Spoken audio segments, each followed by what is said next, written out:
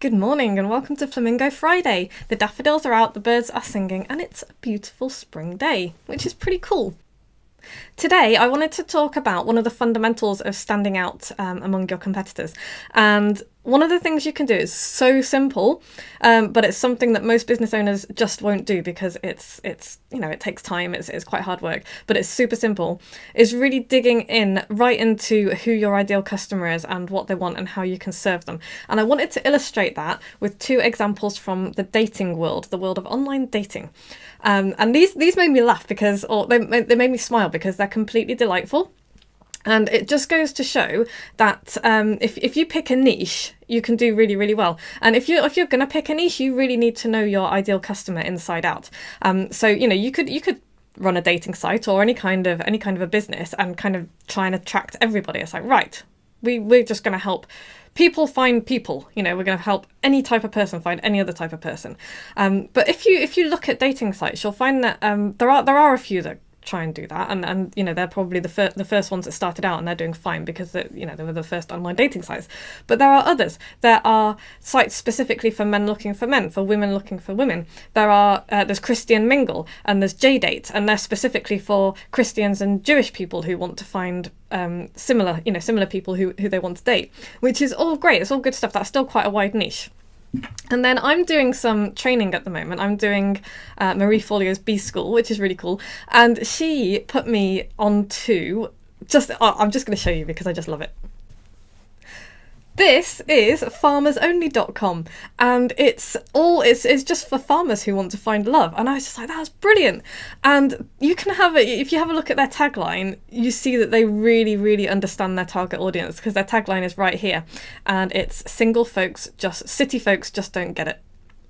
And it's true, because we recently moved to the country. We moved to the country 3 years ago. We live in a tiny little village, and life is so very different here. We weren't city folks before, but we weren't rural either. And the sites that are targeting farmers, they understand that life is very, very different here. People have a different outlook, they have different lifestyles, and they are looking for, they're trying to bring together people who understand farmers, people who understand country folk. And this site is fantastic, and it just made me smile. And there's one this is American. They've got different sections for ranchers, for farmers, for all sorts of other types of kind of rural folk, I guess. We've also got one in the UK, which I love, muddymatches.co.uk, and I love it. And that's, again, it's the same kind of deal, I guess, for as farmers only, but it's very much British.